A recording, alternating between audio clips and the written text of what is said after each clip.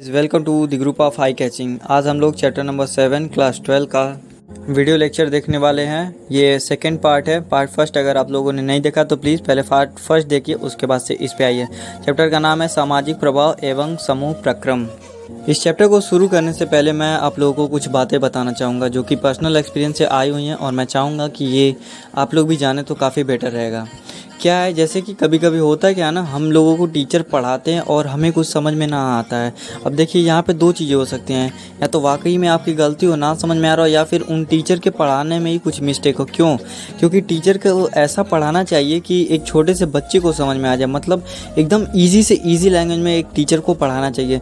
तो अगर आप कोशिश कर रहे हैं समझने की और उनकी जो लैंग्वेज है वो हार्ड लग रही है, इसका मतलब कहीं ना कहीं उन टीचर में भी कमी है आपको पढ़ाने में।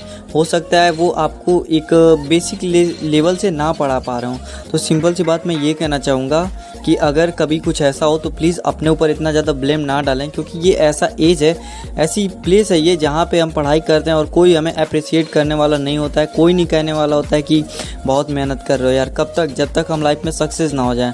तो ये ऐसा एक मतलब कि कह सकते हैं बहुत ज़्यादा हार्डवर्क करते हैं इस टाइम पे, और कोई कहने वाला नहीं होता कि आप बहुत ज़्यादा मेहनत कर रहे हो। तो गाइस, इसमें खुद का ही फ्रेंड बनना पड़ता है और खुद को ही समझाना होता है। कोई बात नहीं, ये समय धीरे धीरे निकल जाएगा। बस यही है कि कठिन समय, सॉरी गाइस, बस यही लाइन याद रखिएगा, चुनौतियों के सामने ही किसी व्यक्ति के सर्वोत्तम क्षमता का पता चलता है। तो इसी के साथ शुरू करते हैं आज चैप्टर नंबर 7 का और वीडियो नंबर 2। पिछले लेक्चर में हम लोगों ने मानदंड यानी कि अस्पष्ट नियम, ये टॉपिक हम लोगों ने कवर कर चुका था, और आज जो है नेक्स्ट टॉपिक हम लोग कवर करेंगे जिसका नाम है सामंजस्य। अब ऐसा नहीं सिर्फ यही टॉपिक पढ़ने वाले हैं, कहने का मतलब ये था, यहीं से हम लोग शुरुआत करने वाले हैं। अब पहले समझ लेते हैं कि सामंजस्य का मतलब क्या होता है, इसका मीनिंग क्या है। इसका मतलब होता है एकजुटता, मतलब एक साथ रहना। यदि आपके दोस्त का समूह लंच रूप में एक टीम के रूप में बैठ जाता है और सभी एक साथ बैठते हैं तो आप मजबूत सामंजस्य का प्रदर्शन करते हैं। सिंपल मतलब है, अगर मान लीजिए आप अकेले कहीं जा रहे हो रास्ते में, ठीक है, और आपके सामने 2-4 बंदे आकर के खड़े हो गए। अब ऐसे ही कुछ भी हो सकता है, मान लीजिए आप अंदर से डरें कि अरे यार कहीं मारपीट तो नहीं करने वाले हैं। तो अगर आप ग्रुप में रहेंगे, मतलब आपके फ्रेंड साथ में हो, तो आप कहेंगे आजा बेटा, कोई भी आजा, भिड़ जा, आजा, दम है तो आजा। तो सिंपल सी बात है, मतलब आप अगर एकजुट हैं तो इसका मतलब आप स्ट्रांग हैं। तो उसी का मतलब था सामंजस्य। हम नेक्स्ट टॉपिक पे चलते हैं। तो हम लोगों ने ग्रुप के तत्वों के बारे में जान लिया, समझ लिया। अब हम लोग देखते हैं कि समूह कितने प्रकार के होते हैं। तो ये जनरली 6 प्रकार के होते हैं। कौन कौन से होते हैं उनको देखते हैं। तो पहला प्राथमिक समूह, और देखिए एक और टॉपिक है, इसको भी इसी में पॉइंट है जो इसको भी इसी में कवर कर लेते हैं, वो है द्वितीयक समूह। दोनों को डिफरेंस एक साथ देखते हैं तो जल्दी से हम लोग को समझ में आ जाएगा। दोनों को हम लोग कंपेयर कर लेते हैं तो समझ जाएंगे क्या होता है। तो चलिए दोनों का डेफिनेशन देख लेते हैं। प्राथमिक समूह, यह आमतौर पर एक छोटा सा सामाजिक समूह होता है जिसके सदस्य घनिष्ठ, व्यक्तिगत, अस्थायी संबंध साझा करते हैं। द्वितीयक समूह, वे बड़े समूह होते हैं जिनके संबंध अव्यक्तिगत और लक्ष्य उन्मुख होते हैं। आप कहेंगे कि क्या बोलें, कुछ समझ में नहीं आया, थोड़ा सा एग्जाम्पल देंगे तो हमें क्लियर होगा। क्यों? क्योंकि हम लोग एग्जाम्पल के भूखे हैं। तो ठीक है, मैं आपको एग्जाम्पल देता हूँ, अच्छे से समझाता हूँ, कोई टेंशन नहीं लेना। चैप्टर थोड़ा सा लेंदी है, इसलिए एकदम फील लेते चलो, सब कुछ समझ में आने वाला है। तो एग्जाम्पल लेते हैं। पहले एग्जाम्पल ले लेते हैं प्राथमिक समूह के, ठीक है। तो देखिए इसको इंग्लिश में कहते हैं प्राइमरी ग्रुप। अब इससे हमें कोई लेना देना नहीं है। एग्जाम्पल लेते हैं, जैसे आपके फैमिली हो गए, आपके फ्रेंड का समूह हो गया, गेम खेलने जाते हैं तो एक ग्रुप हो गया। जैसे मान लीजिए आप क्रिकेट खेलने जाते हैं तो 11 लोग होंगे, तो वो एक ग्रुप हो गया, ठीक है। एक फैमिली हो गया जिसमें आप लोग मान लो एक भाई बहन है, माँ पापा हैं, तो ये लेकर के ये भी एक तरीके का ग्रुप हो गया जिसे हम लोग बोल देंगे प्राथमिक समूह। तो ये दोनों जो एग्जाम्पल हैं ये प्राथमिक समूह के एग्जाम्पल हो गए। लेकिन द्वितीय समूह क्या होता है? तो ये ना बड़े पैमाने पे होता है, मतलब बहुत ज़्यादा एक लार्ज स्केल पे बोला जा सकता है। कैसे? जैसे मान लीजिए, इसको ना एक ही एग्जाम्पल दूंगा और आपको सब कुछ समझ में आ जाने वाला है। तो क्या है? राजनीतिक दल, समझ गए होंगे, पॉलिटिक्स, ठीक है। जो नेता होते हैं इनका भी एक दल होता है कि ये बीजेपी वाले हैं तो ये वाले हैं, ये वो वाले हैं। तो एक तरीके से बोल सकते हैं जो सेकेंडरी ग्रुप होता है ना, ये काफ़ी लार्ज स्केल पे होता है। यहाँ पे मतलब कि छोटी मोटी चीज़ें नहीं, जैसे यहाँ पे फैमिली मैटर कर रही थी, एक गेम मैटर कर रहा था, और यहाँ पे क्या था, यहाँ पे लार्ज स्केल में चीज़ें हो रही हैं। यहाँ पे बड़े बड़े चीज़ों का मतलब कह सकते हैं कि बोला जा रहा है। जैसे राजनीतिक दल हो गया, पूर्व शहर हो गया, तो ऐसा ग्रुप मतलब जो सेकेंडरी ग्रुप है जिसको हम बोलते हैं कि द्वितीयक समूह, तो ये क्यों बनाए जाते हैं, इनका काम क्या होता है, कारण क्या होते हैं इनको बनाए जाने के। देखिए ये ग्रुप जो है जानबूझ करके बनाए जाते हैं। क्यों बनाए जाते हैं? क्योंकि सामान्य लक्ष्यों या फिर उद्देश्यों को पूरा करने के लिए इन चीज़ों को बनाए जाते हैं। ये दो समूह हैं, औपचारिक समूह और अनौपचारिक समूह। दोनों के एक ही साथ समझ लेते हैं डिफ्रेंशिएट करके। देखिए औपचारिक समूह तब बनाते हैं जब किसी संगठन के 2 या 2 से अधिक सदस्यों को प्रबंधन द्वारा एक विशिष्ट लक्ष्य को प्राप्त करने के उद्देश्य से इकट्ठा किया जाता है। अनौपचारिक समूह 2 या 2 से अधिक सदस्यों द्वारा अपनी व्यक्तिगत और मनोवैज्ञानिक आवश्यकताओं को पूरा करने के उद्देश्य से बनाए जाते हैं। इन दोनों के लिए ना मैं एकदम छोटा सा एग्जाम्पल देता हूँ जिससे पूरा कॉन्सेप्ट क्लियर हो जाएगा, और एक और एग्जाम्पल दूंगा जो आपको नोट्स में लिखने होंगे ताकि मतलब टीचर पूछे तो आप बता सके। सिंपल सी बातें हैं। तो औपचारिक समूह का एकदम छोटा सा एग्जांपल, मान लीजिए आपका स्कूल है, तो आपके जो मैनेजर हैं और जो प्रिंसिपल हैं, डायरेक्टर हैं, ये लोग रूल डिसाइड करते हैं कि इस स्कूल को ऐसे चलाना है, इतने बच्चे को ऐसे एंट्री करनी है, कौन कौन से सब्जेक्ट पढ़ाने हैं, कैसे पढ़ाना है, टीचर कितने रखने हैं, स्कूल कैसा रहेगा कैसा नहीं रहेगा, डिज़ाइनिंग कैसी रहेगी। तो ये सब आ जाएगा औपचारिक समूह में, जो कि कुछ लोग मिल करके 10-15 लोग मिल करके डिसाइड करते हैं कैसे क्या करना है। पर औपचारिक समूह क्या होता है? जैसे मान लीजिए आप और आपके कुछ फ्रेंड, मतलब 2-3 लोग हो गए या 5-10 लोग हो गए, इतना ही हो सकता है ना। तो अनौपचारिक समूह में क्या होगा कि आप लोग कहते हैं कि चलो ठीक है भाई, स्कूल वाले इतना कर रहे हैं, पढ़ाई वढ़ाई कराएंगे हम लोगों की, तो ऐसा है हम लोग का कुछ फ़र्ज बनता है हम लोग स्कूल के लिए, तो सुबह टीचर लोगों के लिए कुछ ले जाएंगे ताकि वो लोग मतलब खुश हो जाएं, कुछ नोट्स वोट्स तैयार करके ले जाएंगे, और कुछ टीचर डे के लिए कुछ स्पेशल करेंगे। जब टीचर डे आएगा तो टीचर लोगों को कुछ स्पेशल गिफ्ट देंगे। तो ये आप लोगों की मर्ज़ी है, मतलब आप लोगों ने अपने पर्सनल गोल डिसाइड किए और ये उन लोगों को इम्प्रेस करने के लिए, और ये आप लोगों की मर्ज़ी है। जब चाहें तब इस रूल को क्लोज़ कर सकते हैं, जब चाहें तब ये समूह ख़त्म हो सकता है। मतलब कुछ बोले कि नहीं मुझे ऐसा नहीं करना, ये टीचर कुछ पढ़ाते वढ़ाते तो है ही नहीं और इनके लिए मैं गिफ्ट लेने जाऊँ, घंटा जाऊँ, कभी नहीं जाने वाला।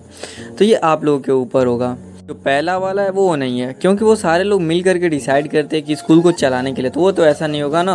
वो डायरेक्टर या फिर प्रिंसिपल आएंगे और बोलेंगे कि ऐसा है, हेलो ऐसा है, आज से स्कूल बंद हो गया, ये पॉसिबल नहीं है।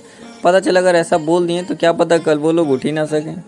बच्चे कम थोड़ी होते हैं, ये भी खुरापाती ही होते हैं। कोई बात नहीं, आप लोगों को समझ में आ गया होगा, पर इन दोनों का एक बेसिक सा एग्जांपल दे देता हूँ जो आपको कॉपी में नोट डाउन करना होगा। ये तो अभी जो एग्जांपल दिया स्कूल वाला और बच्चों वाला, ये समझने के लिए था। पहले का एग्जांपल हो जाएगा, वो हो जाएगा बिजनेस या फिर जो गवर्नमेंट्स कुछ बनाते हैं, हमारे जो गवर्नमेंट्स है, तो ये बोल देंगे हम लोग, आ जाते हैं पहले वाले में। दूसरा क्या आता है, जैसे मान लीजिए क्लब हो गया या फिर सोशल नेटवर्क हो गया, ये आ जाते हैं दूसरे वाले में। लास्ट के 2 पॉइंट बचते हैं, पहला है समूह में और दूसरा है बाहर समूह, जिसको इंग्लिश में बोलेंगे इन ग्रुप और आउट ग्रुप। तो क्या होता है समूह में? किसी का अपना समूह, हम जैसे भारत। समूह में सदस्य समान अनुकूल रूप से देखे जाने पर वांछित लक्षण होते हैं। बाहर समूह, एक अन्य समूह वे जैसे पाकिस्तान। आउट ग्रुप के सदस्य देखे गए समूह के तुलना में अलग तरह से, यानी नकारात्मक रूप से। इसका भी मैं प्यारा सा एग्जांपल देता हूँ। इन ग्रुप और आउट ग्रुप का मतलब समूह में और बाहर समूह का एग्जांपल देता हूँ। तो देखिए समूह में का मतलब क्या होगा, मान लीजिए फिर से भाई साइकोलॉजी वाला एग्जांपल लेता हूँ क्योंकि आप लोग साइकोलॉजी की पढ़ाई कर रहे हैं। तो देखिए आप हैं साइकोलॉजी में, ठीक है, आपका ग्रुप है साइकोलॉजी का, तो आप क्या बोलेंगे, हम मतलब अपने को बोलेंगे। तो जैसे यहाँ पे एग्जांपल भारत का दिया गया, तो मान लीजिए अपने मतलब अपने साइकोलॉजी की बातें करेंगे, मैं इस ग्रुप का हूँ, साइकोलॉजी का हूँ। और जो मान लीजिए बायोलॉजी के हैं, ठीक है, तो आप क्या बोलोगे, वे पाकिस्तान वाले जैसे वहाँ पे हैं, तो क्या बोलते हो, अपने बोलते तो एक प्यारा सा मतलब फील आता है, ठीक। और जब बोलते हो पाकिस्तान वाले या फिर वे बायोलॉजी वाले, तो एक तरह से निगेटिव फीलिंग आती है और आप बोलते हो अबे यार हटाओ इनको। तो वही बात है। तो एग्जांपल समझ गए होगे अच्छे से। हम लोगों ने इतना पढ़ लिया, मतलब आप लोगों ने इतना कुछ समझ लिया, ठीक है। अब देखिए ग्रुप के बारे में भी समझ गए। एक क्वेश्चन है आप लोगों से, आप लोग बताइएगा कि आप लोगों ने साइकोलॉजी सब्जेक्ट सेलेक्ट क्यों किया, चूज़ क्यों किया कि आप लोगों को साइकोलॉजी की पढ़ाई करनी है। प्लीज़ नीचे कमेंट करिएगा। आगे चलते हैं। तो आगे का टॉपिक है व्यक्ति पर समूह का प्रभाव, और इसके अंदर कुछ छोटे छोटे टॉपिक्स आएंगे तो उनको हम लोग कवर करते हैं। इस टॉपिक को शुरू करने से पहले मैं थोड़ा सा आपको लिंकअप करता हूँ इस टॉपिक से। तो देखिए लिखा है व्यक्ति पर समूह का प्रभाव, इसका मतलब क्या है, मतलब आपके ऊपर आपके जो ग्रुप है, आपका जो फ्रेंड सर्कल है, उनका क्या अफेक्ट होता है। सिंपल सी बात है, अगर आपके जो फ्रेंड है वो अच्छे होंगे, रिस्पेक्टफुल होंगे, एक मीनिंग वाले फ्रेंड्स होंगे, ठीक है ना। मतलब आप जब उनके साथ होते हो तो हैप्पी फील करते हो और ऐसा लगता है जैसे आपकी लाइफ में कुछ वैल्यू ऐड हो रही है। तो बोल सकते हैं कि उनका जो इफेक्ट है वो आपके ऊपर आएगा। और सेम सिचुएशन ऐसा भी होता है कि जैसे आप रहोगे, आपका इफेक्ट आपके ग्रुप में होता है। देखते हैं आप पर आपके समूह का क्या प्रभाव पड़ता है। पहला पॉइंट, व्यवहार। एक बड़े समूह के हिस्से के रूप में दूसरों के साथ गतिविधि करने वाला व्यक्ति। अकेले की तुलना में व्यक्ति समूह में कम मेहनत करते हैं। नहीं पता कि हर कोई कितना प्रयास कर रहा है। दूसरों की उपस्थिति उत्तेजना की ओर ले जाती है, व्यक्तियों को उनके प्रदर्शन को बढ़ाने के लिए प्रेरित करती है। केवल तभी जब किसी व्यक्ति के प्रयासों का व्यक्तिगत रूप से मूल्यांकन किया जाता है। तब यह है कि आपके ऊपर आपके ग्रुप का क्या इफेक्ट आता है। तो देखिए, सिंपल सी बात है। इसको आपके फ्रेंड से मैं रिलेट करता हूँ, क्योंकि आपके जो फ्रेंड्स होते हैं वो आपके लाइफ के सबसे प्यारे मोमेंट में से एक होते हैं। मतलब समझ लीजिए, अगर आपके पास एक अच्छे फ्रेंड हो तो समझ लीजिए आप गॉड गिफ्टेड हो यार। मतलब दुनिया की खुशी पाली है आप। देखिए, मान लीजिए आपके सारे ग्रुप में, मतलब मान लीजिए आपके ग्रुप में 6 मेंबर हैं, ठीक है। मतलब 6 आप दोस्त लोग हो और आप लोग डिसाइड करते हो कि ऐसा है, कल से ना हम लोग साइकोलॉजी की ये चैप्टर पढ़ के आएंगे या फिर ये पॉइंट पढ़ के आएंगे। और सब लोग डिसाइड कर लेते हो तुम ये पढ़ के आना, तुम ये, या फिर जिसकी मर्ज़ी जो मन करे वो पढ़ के आना है। और जो सबसे अच्छा पढ़ के आएगा, जो टॉपिक, वो सबको समझाने वाला है, ठीक है। तो आप लोग डिसाइड करते हो। तो होता क्या है इसमें पहली बात कि अगर कोई बंदा अकेले बैठ के पढ़ता तो उसको ज़्यादा पढ़ाई करनी पड़ती। पर यहाँ पे हो क्या रहा है, कुछ पॉइंट पढ़ के आने हैं और वही दूसरों को समझाने हैं, ठीक है। तो इससे एक तो आप कम पढ़ोगे और दूसरा कोई समझाएगा तो डबल कवर हो जाएगा। तो इससे क्या होता है ना, आप कम पढ़ाई करते हो, कम मेहनत करते हो, पर आपको ज़्यादा आउटपुट मिल जाते हैं। दूसरा क्या होता है, अगर ऐसा हो जाए, मान लो आप अपने फ्रेंड को आज पढ़ाए तो आपके अंदर से फीलिंग आती है, वाह यार, मतलब मैं पढ़ाने लगा यार, कुछ तो है बंदे में।